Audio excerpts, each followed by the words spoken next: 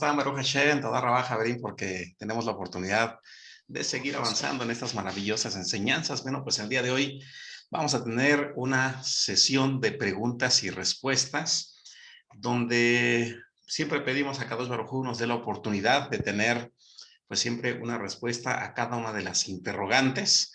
Voy a comenzar a compartir la pantalla de esta sesión, donde pues procuramos que haya una interacción en donde todos y cada uno de nosotros podamos disipar esas dudas que nos llevan precisamente al estudio de todas estas enseñanzas maravillosas que se han preservado desde hace miles de años.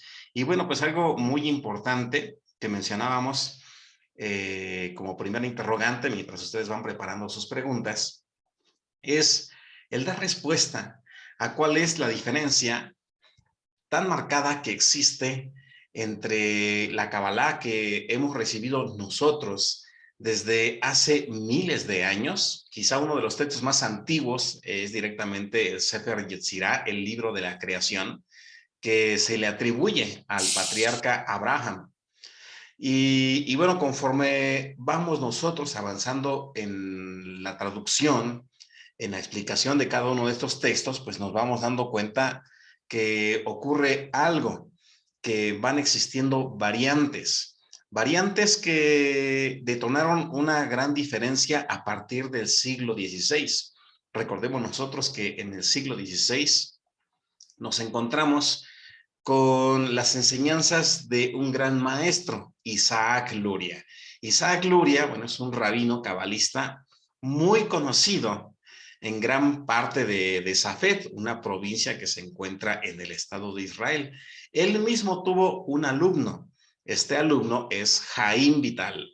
Jaim Vital, y a diferencia de su maestro, marcaron una enseñanza que llegó a confundir tras el paso de los años a gran parte de las personas, debido a que las enseñanzas que tomaba el alumno de Isaac Luria, Jaim Vital, también pertenecían ya directamente de Abraham Abulafia, quien en el siglo XII precisamente ya comienza junto con Moshe de León a establecer un mecanismo de aprendizaje totalmente diferente. Uno de ellos, por ejemplo, Isaac Luria, era muy escéptico y cuestionaba si realmente era necesario que se instruyera sobre la formación mística o mágica dentro de la Kabbalah.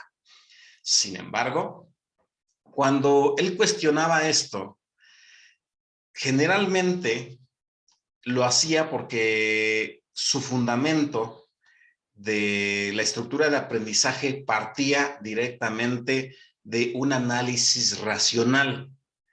Y esto es válido. Hemos mencionado que dentro de la Kabbalah trabajamos generalmente en nuestro hemisferio izquierdo y nuestro hemisferio derecho cerebral. ¿Y qué ocurre? Uno de ellos, el izquierdo, está muy bien entrenado.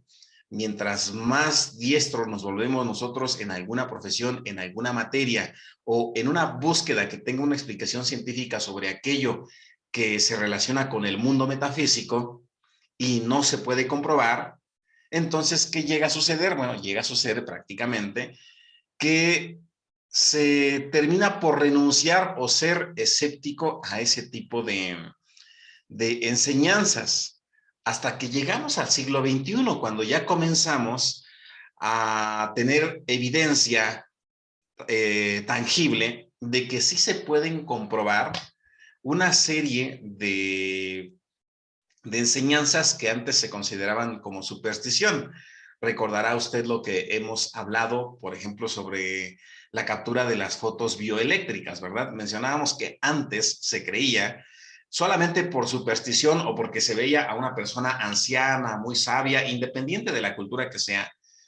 Él decía que la persona tenía un aura, un ki, un campo vibracional a su alrededor. Vienen las investigaciones de las fotos bioeléctricas y entonces nos damos cuenta de que sí es cierto, de que alrededor de cada uno de nosotros hay una emanación en la que se pueden identificar los fotones. Lo mismo que aprendimos, usted recordará sobre el experimento del ADN fantasma, que cuando en el interior de un recipiente se encuentran partículas, obviamente están en un aparente desorden, al ser incorporada una muestra de ADN, las mismas forman la cadena del ADN. Y entonces, ¿qué sucede? Se retira el ADN, pero los fotones prácticamente continúan adheridos tomando esa misma forma del ADN. De aquí descubrimos que donde hay vida, la luz, físicamente hablando, se adhiere. Y de aquí vamos nosotros dándonos cuenta que efectivamente hay un campo maravilloso alrededor de cada uno de nosotros. Ya hablábamos sobre la investigación que usted recuerda muy bien de San Petersburgo.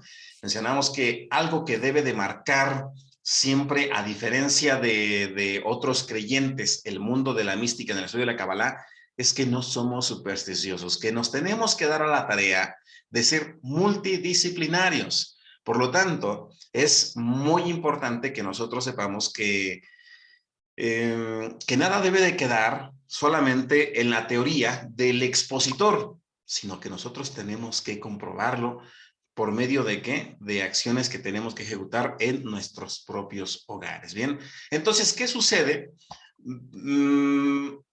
Isaac Luria se queda precisamente con ese concepto básico.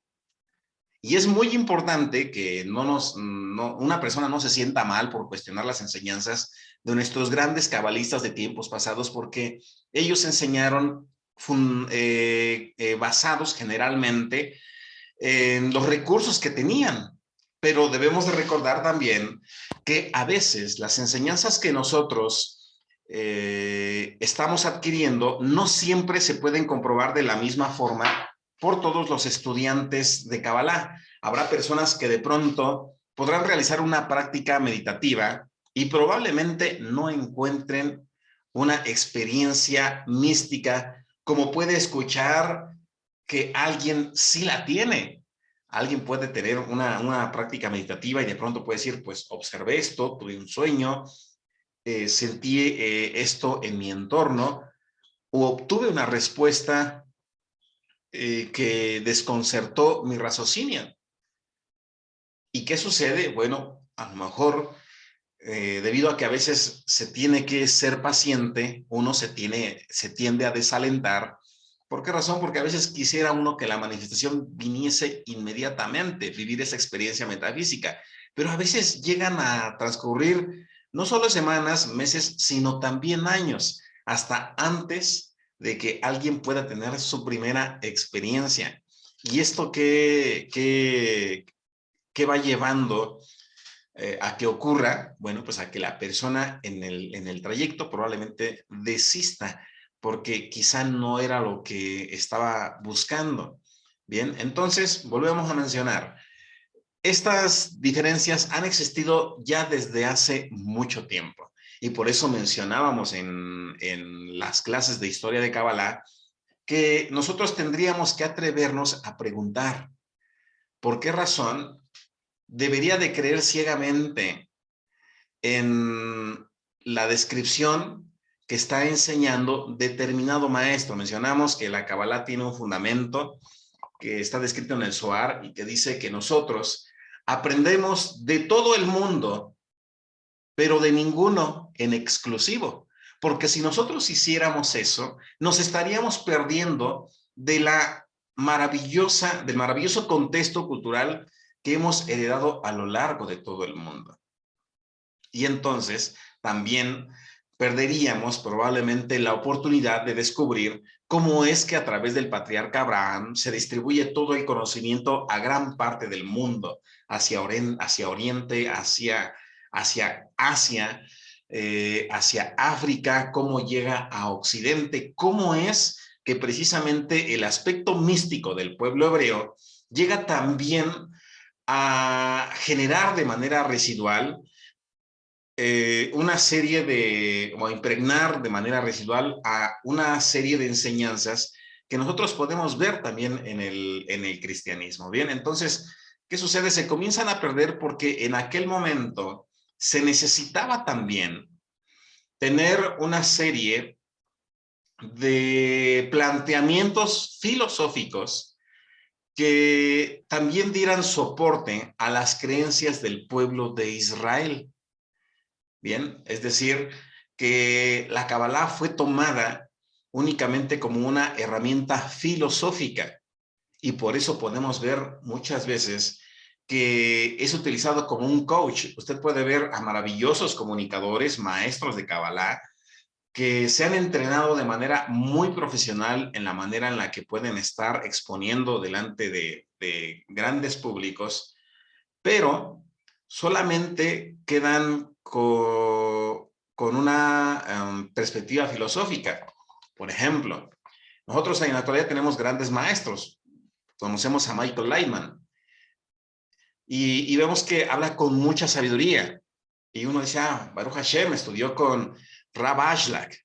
Pero de pronto nosotros podemos ir a la formación hindú que tiene una gran influencia abrámica y encontramos a lo mejor contemporáneo a Michael Lightman a un personaje que se llama Sadhguru, así le llaman.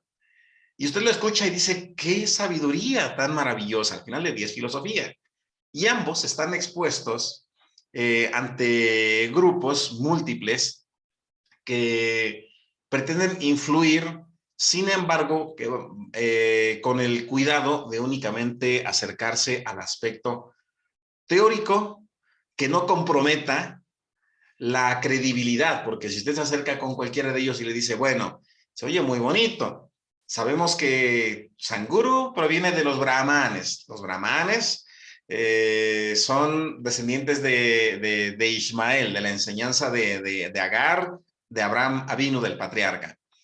Y vamos con Michael Ayman, Rab Ashlag, y podemos ir más atrás, Bala Sulam, podemos ir directamente hasta Isaac, y que nos lleva también al patriarca Abraham. ¿Y qué sucede? Uno dice, bueno, pero en todo ese trayecto intermedio, hubieron una serie de maestros, de profetas, de rabinos, que lograban materializar y que describe también el Zohar y muchos textos sagrados, que sí es posible generar cambios en toda la estructura que nosotros percibimos como mundo material. Entonces de ahí surgen precisamente una serie de interrogantes. ¿Por qué hay esa variante? ¿Es buena? ¿Es mala?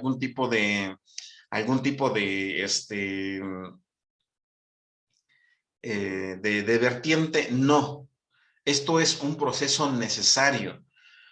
¿Por qué razón? Si nosotros tuviésemos que hacer tal vez una recopilación sobre las causas que lleva a una persona a estudiar la Kabbalah, nos sorprenderíamos. Porque la búsqueda que generalmente tiene una persona obedece a querer conocer de dónde viene, realmente cómo se creó el universo. Y ahí seguramente entra el Zohar, porque de forma teórica nos explica muy bonito el proceso del Big Bang como la teoría del Tzimtzum Aleph, la autocontracción que genera el creador, que a diferencia del Big Bang, que dice que en el inicio no que el todo surge de la nada, el Simpson dice que el todo llenaba y entonces se contrae para dar paso a esta realidad. Y es más sostenible la teoría que dice el Zohar del Simpson, porque menciona que el todo, la luz infinita, estaba abarcándolo todo, que no daba la oportunidad de que existiese la falta de armonía. Y entonces, ¿qué ocurre? De ahí comienzan a surgir una serie de interrogantes, donde el Zohar ya nos va llevando de forma teórica, en algunos aspectos, a que realicemos prácticas de meditación y que, de ser posible, nos apoyemos con profesionales que nos puedan llevar a la hipnosis, porque esto nos va a permitir conocer una serie de lugares que existen en este mundo físico que jamás una persona ha visitado, pero que conoce muy bien. Entonces, ¿qué sucede? ¿Cuál es la labor de la hipnosis? Realmente lo que está haciendo la hipnosis es ingresar al banco de datos que se encuentra en el universo, rompiendo las leyes del tiempo y del espacio. Y esto es lo que le permite a la persona conocer que realmente hubo una vida antes de aquella que está seguramente conociendo en este momento, lo que conocemos como el déjà vu. Bien, entonces, muy importante que sepamos y que siempre mantengamos esto presente, que si de pronto nosotros estamos estudiando Kabbalah y entramos en la parte teórica y se nos da un poco de parte meditativa, pero solamente se llega hasta esa segunda escuela o segundo nivel de Kabbalah, no estaríamos estudiando Kabbalah completa porque necesariamente se tiene que llegar al nivel místico, mágico o el nivel Sot.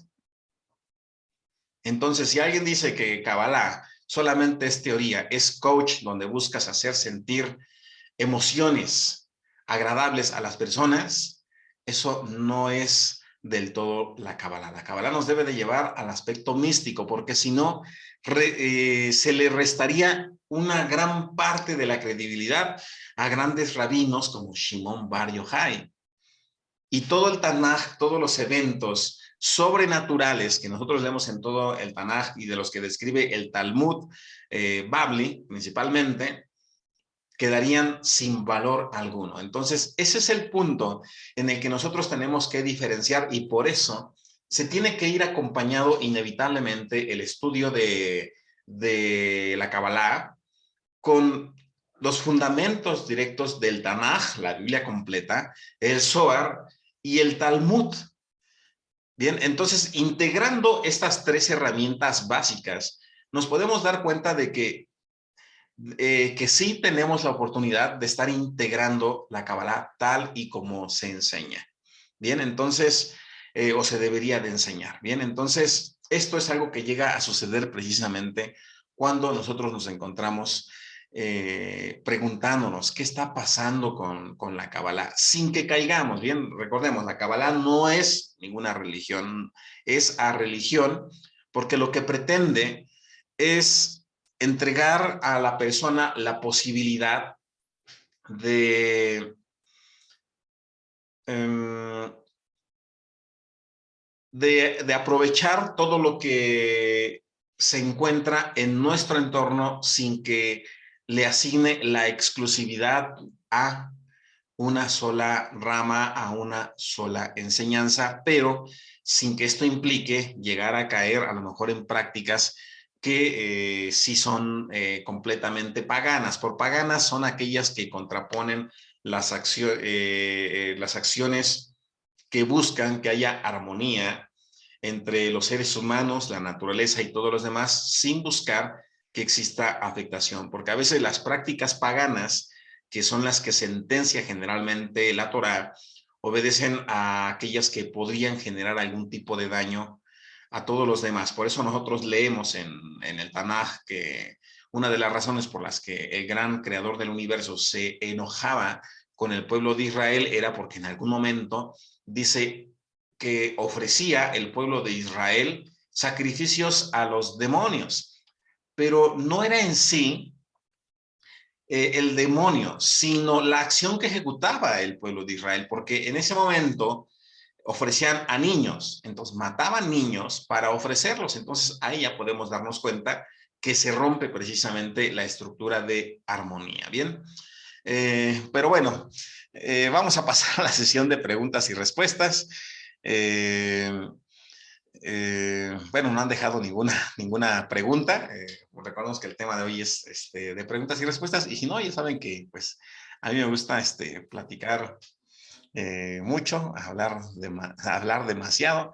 Entonces vayamos dejando por aquí nuestras preguntas para irlas respondiendo, ¿bien? Para que esto no sea como un monólogo, ¿bien? Y bueno, pues mientras preparan veo que están algunos escribiendo, mientras preparan sus preguntas, vamos a ver cuáles son estos niveles que nosotros debemos de estudiar dentro de la Kabbalah para que nos quede lo más claro que se pueda, sobre todo porque, volvemos a mencionar, siempre van a haber ramas diferentes y sobre todo porque hay algún punto en el que nosotros llegamos a una parte de la Kabbalah que no se enseña generalmente en todos lados, ¿bien? Y bueno, pues la primera de ellas es la dogmática, la que se rige directamente por una serie de preceptos, por una serie de estatutos que son muy comunes en la vida religiosa, donde a veces la persona cumple una serie de rituales esperando siempre encontrarse favorecido por la gran divinidad, so pena de no cumplirlo, de recibir un castigo. Bien, entonces por eso menciona aquí que las obras fundamentales nosotros las encontramos aquí principalmente en la Torá, el Zohar, el Sefer Abahir y el Sefer Yetzirah. Bien, son una serie de instrucciones que se deben de seguir con conocimiento, no por superstición, porque si de pronto se da una clase, por ejemplo, de la que estamos estudiando, el Sefer Yetzirah, de pronto el Sefer Yetzirah dice que hay que tener cuidado cómo se permutan las letras para que de esta manera se puedan obtener ciertos beneficios. Nos dice el Sefer Abahir acerca de los libros, perdón, de los horarios, los días que se deben de utilizar para también obtener favores. La Torá también está muy condicionada al cumplimiento de determinados preceptos. Pero ¿qué sucede cuando esto se convierte en algo dogmático? Podemos nosotros estar asistiendo a un templo, a una festividad, pero lo estamos haciendo muchas veces porque todavía traemos arrastrando la creencia de que si no hacemos determinado ritual, no vaya a ser que algo malo vaya a ocurrir. Bien, no se debe de ver desde esa perspectiva. La literatura nos entrega las herramientas para que nosotros podamos decodificarlas. Por poner un ejemplo, miren, hoy en día sabemos, por ejemplo, que esta piedra que es muy conocida, los cuarzos. Hoy sabemos que los cuarzos están supliendo a los diferentes recipientes que nosotros conocemos como almacenadores de memoria. Y es algo sorprendente, porque actualmente estas piedras, estos cuarzos que muchas veces se tomaban como una superstición acerca de que si tienen poderes curativos, se ha descubierto que tienen la capacidad de almacenar como un disco duro, así lo que antes conocíamos como, bueno, todavía conocemos, ¿no? Un Blu-ray, una memoria de diferentes terabytes, que contienen muchísima información digital.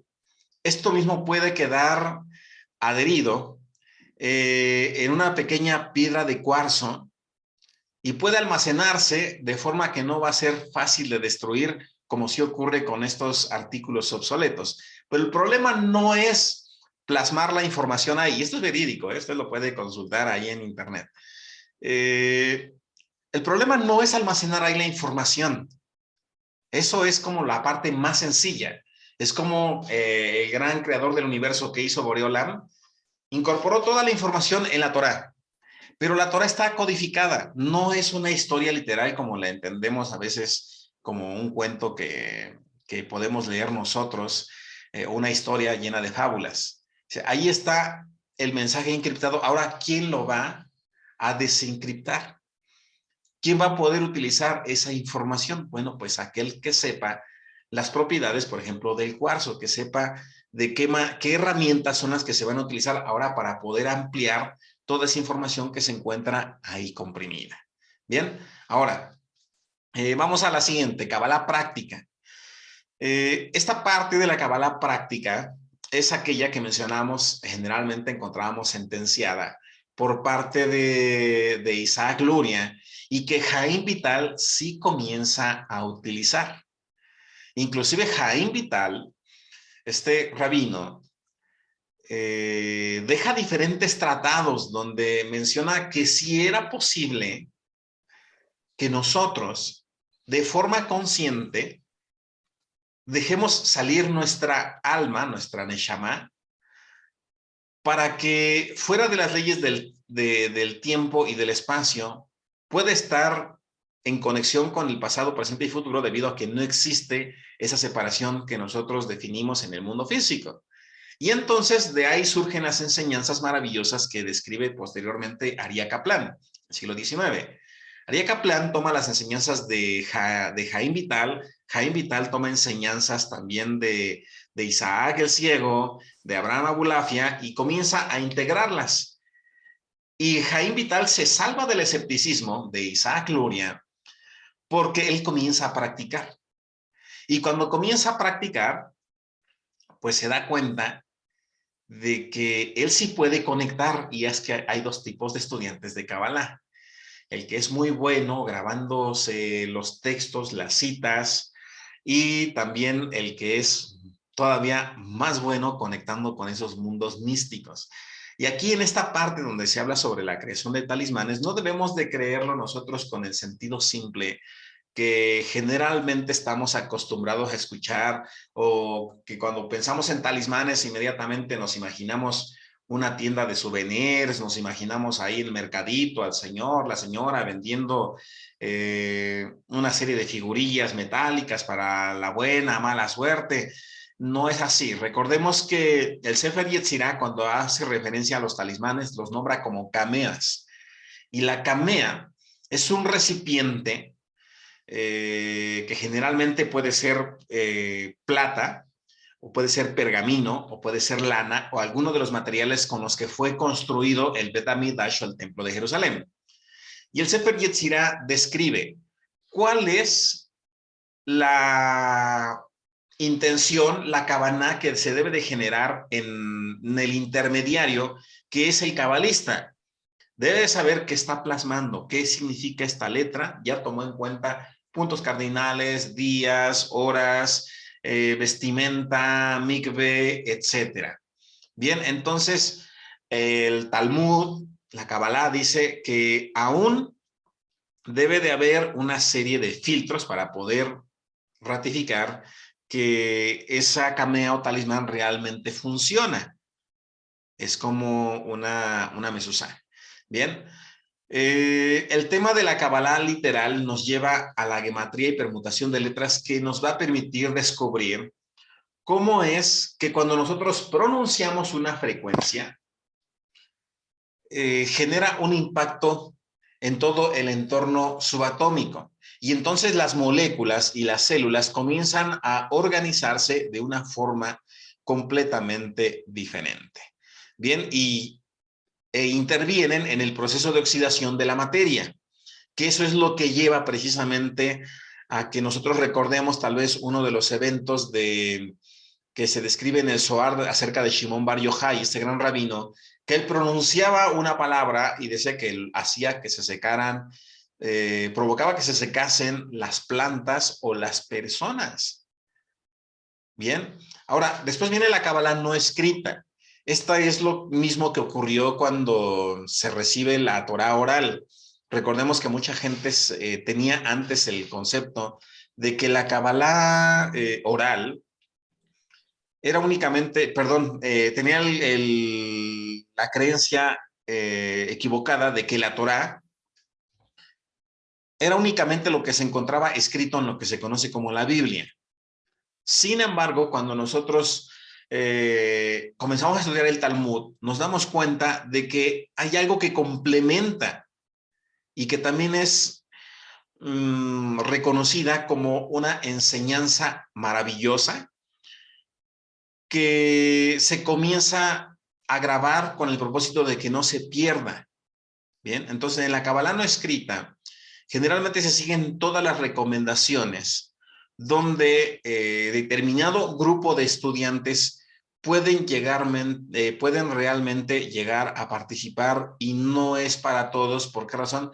Porque cuando uno entra a estos submundos ocultos, llega a suceder que realmente la persona puede llegar a desconectarse de la Kabbalah, y entonces, debido a que, volvemos a mencionar, se abre a todo un abanico de posibilidades, esas posibilidades pueden llegarle a jalar o a llevar a una confusión sobre el lugar donde se encuentra varado. Bien, pero bueno, vamos a pasar a la sesión de preguntas y respuestas, si le parece. Y bueno, mientras déjame ver un poquito de agua, por favor.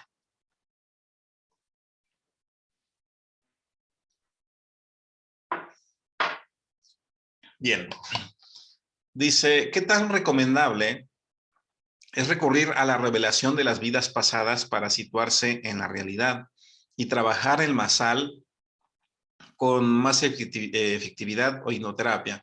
Bueno, no sería para trabajar el masal, es para conocer el tikkun. El tikkun es la corrección que viene a ejecutar cada uno de nosotros de forma individual. Bien, entonces es muy bueno porque a veces la persona tal vez no sabe que nosotros tenemos herramientas palpables para poder identificar cuáles son algunos de esas correcciones que tenemos que modificar. Una de ellas, por ejemplo, es la lectura de las manos. Recordemos que el Zohar describe cómo es que nosotros podemos identificar a través de los pliegues de nuestras manos qué es lo que tenemos que corregir. Y podemos identificar cómo va a estar la parnasá o la provisión, cómo va a estar el amor, cómo va a estar, cuánto tiempo vamos a vivir, cuánto dinero vamos a percibir. Entonces, esto se encuentra plasmado en la palma izquierda, así lo dice el Zohar. Pero no es una sentencia. Aquí podemos conocer nosotros el tikkun. Entonces, cuando conocemos nuestro tikkun, ya trabajamos ahora sí para modificar el masal. Es decir, ejecutamos las acciones necesarias para estar en el lugar correcto con el conocimiento adecuado y así transformar ello. Porque de pronto, pongamos un ejemplo, una persona no aparece en su mano izquierda la línea de la parnasá. Dice, ay, mira, Hazbe Shalom, el creador no lo permita, pero alguien dice de pronto, pues es que no tengo línea de provisión económica. Bueno, eso no es una sentencia. Significa que usted tiene que trabajar ese aspecto. ¿Cómo lo tiene que trabajar? Bueno, preparándose, conociendo en primer lugar que esto no es una sentencia. Y entonces comienza usted a revisar su mano derecha y se va a dar cuenta que se comienza a marcar en la mano derecha la línea de la parnasá. Y entonces, ¿qué sucede? Dice, significa que estoy trabajando. ¿Por qué la izquierda dice que no tiene parnasá y la derecha dice que sí? Significa que estoy cambiando el masal. Entonces, la hipnoterapia o la regresión de vidas pasadas se puede generar a través de esa técnica o de Shalal Halom. Shalal Halom es una meditación donde nosotros generamos cambios en los universos superiores que describe la Kabbalah, el universo de Atzilut, para precipitarlo nuevamente al universo físico o el universo de Asia. Entonces, sí se puede hacer con la finalidad de que nosotros sepamos cuál es el tikkun de forma más específica que tenemos que trabajar. Entonces, sí se puede realizar y también, pues, esto ayuda para que racionalmente una persona pues muy entrenada en el hemisferio cerebral izquierdo pueda ratificar que no todo se rige desde la ciencia que actualmente está tratando de dar respuestas. Muchas ya las están obteniendo, pero hay algunas otras que todavía desde el mundo místico podemos adquirir. Dice, ¿cómo debo meditar para saber o aprender a recibir? Bueno, primero la pregunta sería, ¿recibir qué? ¿Recibir en qué aspecto y a qué se refiere si meditar de forma práctica o la intención? Voy a tratar de responder más o menos con esta pregunta que me gustaría que fuera un poco más específica. Por ejemplo, si habla de forma práctica, mencionábamos que es importante que sepamos por qué razón al meditar colocamos nuestras palmas a la altura de las rodillas formando una letra Bet. Recordemos que la letra Bet que se genera directamente en nuestras manos hace referencia a una vasija y que el Sefer Yetzirah y el Zohar describe precisamente a la letra Bet como la primera letra con la que comienza la Torá, porque es el contenedor de todo el proceso que se va a estar materializando. Bien, ahora, cuando nosotros, no sé si se refiere a ese tipo de meditación para saber recibir, o la otra es que si nosotros queremos ser una vasija que asegure la provisión que está emitiendo el universo, tenemos que estar manteniendo nuestra vasija como un recipiente que sí pueda almacenar esa luz y que sepa repartirla. Que sepamos que cuando nosotros queremos recibir, es porque queremos recibir para compartir más. Esto me recuerda el caso de hace varios años, donde una persona estudiaba determinada espiritualidad y obtenía ingresos, pero esos ingresos los quería únicamente mantener para sí misma. Y entonces se podía ver en aquella persona un corazón mezquino. Entonces, un corazón mezquino, una persona que no comparte y que solamente quiere almacenar, es la persona que más dificultad va a tener para poder mantener la provisión económica. Entonces, bueno, trato de responder esa interrogante esperando haber dado a respuesta alguna o en parte a lo que haya comentado. Dice, ¿qué diferencia tienen las personas que se dedican al manejo de energía como Joe Dispenza o Deepak Chopra con la Kabbalah?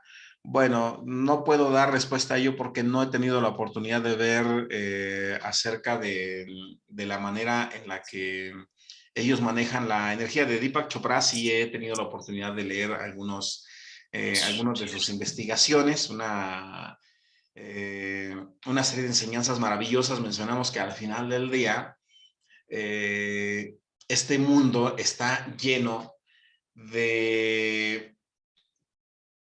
una serie de emanaciones que generalmente van a estar dispuestas para aquel que sepa tomarlas. Bien, entonces cuando uno integra esto, por ejemplo, hablando de Deepak, sobre el tema de Kabbalah, uno debe de saber que ha aprendido a colocarse en esa posición donde se puede estar recibiendo. Y es que cuando alguien hace algo con la finalidad de ayudar a los demás, beneficiándoles, no solamente podría ser un Deepak Chopra, puede ser hasta un Steve Hawkins, puede ser como un Steve Jobs, puede ser una persona que ha creado algo con la finalidad de ayudar a los demás. Entonces, eso sería como un punto de referencia sobre la similitud que podría existir. De la otra persona no podría darle un referente porque no he tenido la oportunidad de leer o conocer su material. Dice, ¿desde cuándo se hace referencia a las sefirot? No sé si se refiere al contexto histórico, porque si estamos hablando de esto, tendríamos que partir directamente del Sefer Yetzirah. El Sefer Yetzirah, o el libro de la formación, es el que parte hablando sobre cada una de las mismas. Y es precisamente el texto de donde se habla de estos 10 universos, que son los zafiros o las esferas del árbol de la vida, y que se le atribuyen directamente estas enseñanzas al patriarca Abraham. Quien también llega a hacer referencia sobre las 10 sefirot es el Sefer de Raziel HaMalach, donde nosotros encontramos también una descripción sobre la forma en que está gobernando diferentes malachim o ángeles con sus diferentes grados jerárquicos y la correspondencia que hay en los diferentes ciclos, así como las influencias que hay en de los diferentes astros.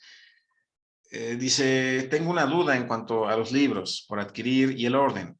en especial de la Torá y el Tanaj, cuáles son los de cabecera, y del Zohar, aunque es hebreo arameo y no conocemos ninguno de esos idiomas, aún así es recomendable adquirirlo. Bueno, hay miles de libros. Definitivamente el primero es la Torá, la Torá, recordemos que es solamente una de las 3 secciones que nosotros conocemos del Tanaj. El Tanaj es el compendio de la Torá, del libro de profetas y del libro de los escritos, o conocidos como hagiógrafos. Entonces, es muy importante el Tanaj o la Biblia, porque siempre los textos posteriores, así sea el Talmud o sea el Zohar, van a estar citando a cada uno de los personajes que se encuentran en la historia del Tanaj. Entonces, muy importante que si queremos entender bien los textos cabalísticos, tenemos que estar familiarizados con el Tanaj. Después de ello, de forma conjunta, o si quiere hacerlo de forma conjunta, puede estar estudiando el Zohar. El Zohar y el Tanaj, bien, para que alguien no se desaliente, aunque creo que la Biblia completa, si alguien lo quiere tomar como una literatura de estudio constante, yo creo que puede llegar a leerla en 3 meses. Al menos es el tiempo que me ha tomado leer el Tanaj completo, desde Bereshit, Génesis, hasta la sesión de Malají o Malaquías. Entonces eso se lee en 3 meses, por lo menos estudiando las 4 horas al día. Bien, y de forma paralela puede estar estudiando el Zohar. Ahora, sin embargo, más adelante puede usted enriquecer ese conocimiento con el Midrash. Entonces, si alguien quiere estudiar el Génesis ya más a profundidad, entonces adquiere el Midrash y va leyendo el libro de Génesis, para que Midrash sección Génesis, después Midrash sección Éxodo, cuando pasa al segundo libro. Y referente al Zohar, es bueno cuando nosotros ya observamos las letras y sabemos el significado de cada una de las mismas. Bien, porque recordemos, el Zohar, al igual que el Tanaj, están codificados. Y entonces, ¿qué hacemos nosotros? Bueno, pues tomar esa información para incorporarla a nosotros mismos, y así puede ser funcional. Entonces, de entrada puede ser el Tanaj, y puede ser de forma conjunta el Zohar, y probablemente después, si gusta conocer más el tema del mundo místico, sería el Talmud babilónico. Interpretación de sueños sería el Talmud de Jerusalén.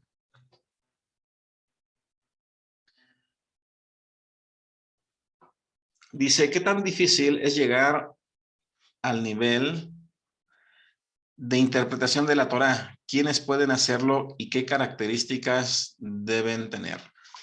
Bueno, no sé a cuál de los... Recordemos que dentro de la Torá hay 4 niveles de interpretación conocidos como el Pardes. ¿Bien? Entonces, el sentido literal, el sentido que insinúa, el sentido meditativo y el sentido sot.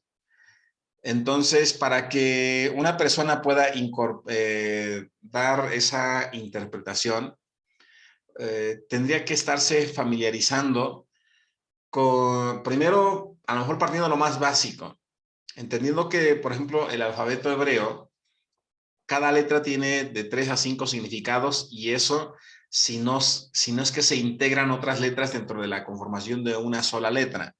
Entonces, recordemos que aquí se toma en cuenta mucho la permutación de las letras hebreas. Por ejemplo, una me viene mucho a la mente ahorita, Moshe. Moshe, si le cambiamos el nombre a esas 4 letras, Mem, Shin, Hei, y ponemos Hei, Shin, Mem, con las mismas letras, dice el nombre de Hashem. Entonces, Moshe puede ser Hashem. Y después, si cambiamos el nombre y colocamos Mem, Hei, Shin, podemos nosotros ver que dice Mashiach. Y entonces podemos darnos cuenta que en esas 3 letras puede haber 3 significados diferentes que también pueden llevarnos a nosotros nos puede llevar a descubrir que hay diferentes propósitos en un solo nombre. Bien, entonces, esto se va dando con el paso del tiempo, conforme nosotros pues, nos vamos adentrando con el significado de cada una de las letras. Bien, entonces, aquí podemos mencionar de forma muy breve esto.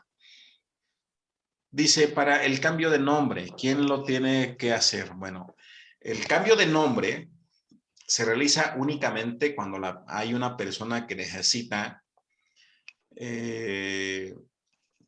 renovar su salud, principalmente. Es decir, no es como decir, hoy me quiero llamar de esta forma y después de esta forma y de esta forma, no. Cuando una persona a lo mejor quiere cambiar o redireccionar su masal, su suerte, se puede incorporar una letra o se puede incorporar una letra al final de su nombre o antes de su nombre. El cambio de nombre es únicamente cuando una persona, Hasbe Shalom, se encuentra tal vez muy enferma y se requiere que a través del cambio de nombre se genere un nuevo tikkun. Entonces, en ese momento se puede cambiar el nombre. Y si no, solamente se tiene que incorporar una letra y o adicionar un nombre, solo que debe de hacerse realmente con una preparación donde sepamos qué es lo que estamos pretendiendo, porque volvemos a mencionar, no es solamente cambiarlo por cambiar, sino que seamos conscientes de que esto realmente va a afectar no solamente a la persona, sino a todo lo que se pueda encontrar en su entorno, porque el nombre al final del día termina definiendo las características de la persona y si la persona conoce el significado de su nombre, va a saber cuáles van a ser sus fortalezas. Inclusive dice el Zohar que los padres son los responsables de asignar el tikkun a los hijos. Bien, entonces por eso dentro del judaísmo, dentro de la Kabbalah, eso es en lo que se tiene más cuidado, ¿bien?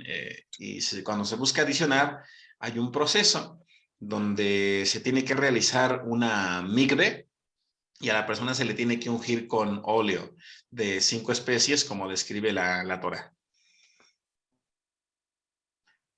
¿Cómo es un día de un buen cabalista? Es decir, ¿cuáles deberían de ser sus meditaciones o oraciones del día? Bueno, más que meditaciones, oraciones, esto debería de estar acompañado de acciones. Recordemos que lo que se busca dentro de la Kabbalah es que no nos llenemos de mucha teoría y sepamos lo que es correcto o no correcto, sino que nos esmeremos en hacer el bien. Uno de los principios que describe también la Kabbalah es que cuando una persona quiera dejar de hacer el mal, no se debe de centrar en dejar de hacer el mal, sino concentrarse en hacer el bien. Porque inevitablemente las acciones de bondad son las que van a ayudar a que el mal comience a desplazarse. No se tiene que preocupar a alguien por ello. Bien, entonces en este caso debe de ser en que todo lo que nosotros hagamos siempre sea para poder afectar de manera positiva a alguien más. Bien, entonces, y esto es una suma de méritos. Bien, entonces, eso podría ser de forma resumida lo que podríamos hacer. Bien, el tema de meditaciones, ya si es como lo tiene que realizar, estos ayudan como un mecanismo de disciplina. Por ejemplo, de pronto nosotros decimos, bueno, quiero tener una buena conexión o quiero nutrir mi alma. Bueno, pues de pronto la Torá se vuelve fundamental con todos sus preceptos debido a que nos va a ayudar a que podamos dedicar un tiempo a querer estar en armonía con el creador y esta misma armonía la vamos a ver reflejada en la interacción con los demás, porque esa es como la directriz fundamental que entrega el creador. Bien, y bueno, pues cuando se habla sobre el tema de meditaciones es aprender a tener un tiempo, no solamente con nosotros mismos, sino encontrarnos a nosotros mismos como la misma esencia del creador. Dice, ¿qué es la Mishnah? Bueno, la Mishnah se encuentra incorporada dentro de la sesión del Talmud, que es la Gemara y la Mishnah. Son explicaciones y disertaciones donde podemos ver qué es lo que dicen los diferentes Talmid Jajam, escritores del Talmud, dando una explicación sobre lo que quiere decir la Torá o alguna enseñanza. Y es como un debate. El Talmud es como un libro donde se menciona, esta es la explicación, pero este otro rabino dijo lo otro, y entonces, ¿qué hace la Mishnah? Llevar a cabo dentro del debate, porque eso es un debate dentro del Talmud, dar la mejor respuesta o la mejor perspectiva basado en la sabiduría. Dice, Jesús era cabalista, ¿qué tipo ocupaba? Mil gracias. Bueno, Jesús es un nombre griego. Dentro del judaísmo, Jesús es considerado un rabino. No es una divinidad, no es un mesías. Que pudo ocupar la Kabbalah, sí, inevitablemente podríamos decir que sí utilizó la Kabbalah, porque surge este personaje, según la historia, en la época en la que se encuentran en dispersión los esenios. Los esenios son el linaje puro que fue expulsado del Bet Hamikdash 2 siglos antes de la era común. Recordemos que después de la guerra de los macabeos son expulsados los sumos sacerdotes y ellos se van a refugiar directamente a las cuevas o al desierto. Entonces, en base a las enseñanzas que describe este rabino, podemos nosotros darnos cuenta de que todas sus prácticas eran cabalistas. Inclusive en los textos cristianos se describe que él desaparece desde los 12 hasta los 30 años. Y podemos darnos cuenta que ese tiempo que desaparece son precisamente los años necesarios que se necesitan para estar estudiando con los esenios.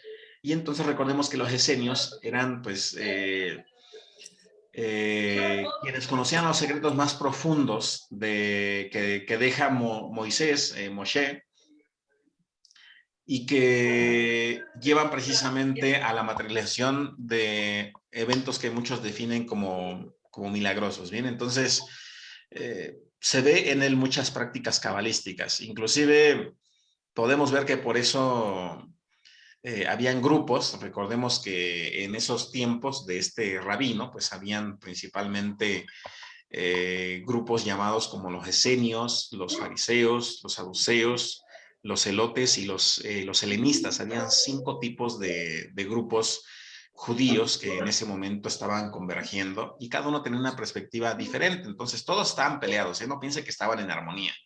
Entonces unos estaban a favor, otros estaban en contra, pero para esto pues es muy importante que nosotros sepamos. Déjame cerrar por aquí los micrófonos. Que estas enseñanzas que él toma directamente de los esenios también obedecen a ir en búsqueda de un gran maestro, que no es el rabino Yeshua, a quien le atañe en la creación del cristianismo. Recordemos, esa es otra historia. Yeshua, este rabino, no tiene nada que ver con el cristianismo. El que creó por ahí el cristianismo es Saulo de Tarso, por eso hay una gran diferencia entre estos dos rabinos. Ese no es el tema, pero podemos ver que sí utilizó la Kabbalah.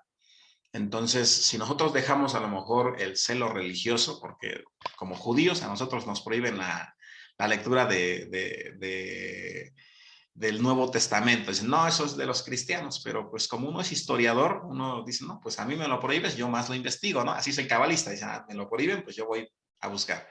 Entonces uno, cuando lo estudia con objetividad y fuera del contexto religioso, dicen, bueno, pues es que ahí hay mucha cabalá por parte de este rabino. Entonces, cuando uno revisa todo el contexto, se puede dar cuenta de que sí ocupaba Kabbalah. ¿Qué tipo de Kabbalah ocupaba? El tipo de la Kabbalah práctica. ¿Por qué razón? Porque él sabía qué días se podía sanar a una persona. Él sabía muy bien qué símbolos utilizar cuando escribía en la tierra. Él sabía muy bien los momentos en los que se convocaba un malajim, entonces es más cabalá práctica, ¿bien? Y es a religioso, por eso él no guardaba el Shabbat de forma religiosa, sino procurando hacer el bien. Dice, yo intenté leer mis manos y no pude. Después fui a que me las leyeran, pero no me dijeron casi nada. Es más, nada. Bueno, no sé con quién haya ido a leer, a que le lean las manos. Entonces, bueno, si puede consultar usted directamente en el Zohar puede encontrar esa sección para el tema de lectura de manos. Bien, en el judaísmo no es muy común generar la lectura de manos, se enseña para que la persona lea qué significan los pliegues. Dice, nos enseñará la lectura de manos y la meditación para la hipnosis. La lectura de manos ya se encuentra disponible en grabación. Sí es un tema que describe el Zohar. Sí, creo que fueron 3 o 4 clases que está disponible en grabación ese tema. Meditación para la hipnosis, eso se hace solamente de forma presencial. De forma presencial realizamos las meditaciones para la regresión a las vidas pasadas. Dice, un estudiante puede usar el aceite de 5 especies para ayudar a una persona enferma. Si la persona desea ser sanada, recordemos que es muy importante que la persona, dice el Zohar, que antes de que nosotros hagamos una tefilá, nos demos las herramientas de la Kabbalah para sanar a una persona, debemos nosotros de preguntarle si va a estar dispuesta a dejar de hacer lo que le enfermó. Es lo mismo que describe el Zohar, dice el Zohar, que dice el Talmud también, que la persona tiene que hacer algo, demostrar que realmente quiere ser sana. Si no hay vasija, no hay forma de que el emisor pueda transmitir la verajá. Bien, por eso se menciona que no es decir a la persona, te quiero sanar, no es así. Así no se podría, no podría funcionar. Y la persona tendría que saber por qué razón se utiliza el aceite. Bien. Bueno, pues, ¿qué creen? Lamento decirles que se acaba de terminar nuestro tiempo de sesión de preguntas y respuestas. Sé que hay muchas otras preguntas que todavía faltan por responder, pero bueno, pues queríamos abrir este espacio en primer lugar también para poderles saludar, para poder conocerles también, pues muy importante. Y quienes vean la grabación pues nos van a disculpar porque pues sí nos interesa conocer pues quiénes son partes de la comunidad para que entre ustedes también se vayan conociendo o algunos que no pudieron ingresar. Y bueno, pues la finalidad es que podamos interactuar, aprender un poco más sobre este conocimiento, que sean herramientas en las que siempre pido en Akadosh Baruj Hu que podamos compartir con todos los demás. Al final del día, la Kabbalah, volvemos a mencionar, no se basa en supersticiones, en falta de racionalidad, sino todo lo contrario, nos entrega herramientas multidisciplinarias que nos deben de invitar a estar en una búsqueda permanente. Bien, y bueno, pues no resta más que agradecer como siempre a ustedes, a Kadosh Baruj Hu, porque nos permite estar aquí juntos estudiando y deseo que a lo mejor siga fluyendo con ustedes esta noche, así como con cada uno de sus seres amados, ¿bien? Y el día de mañana pues retomamos las clases, ya por ahí creo que ya lograron reparar o componer los equipos de transmisión, que estábamos por ahí también teniendo dificultades. Pero bueno, pues un gusto saludarles. Que tengan una excelente noche. Mando un abrazo a su alma y a su corazón y que lo mejor siga fluyendo con ustedes. Shalom Brajot. Y hasta la próxima. Muy buenas noches. Laila Tov. Buenas noches. Hasta pronto. Shalom.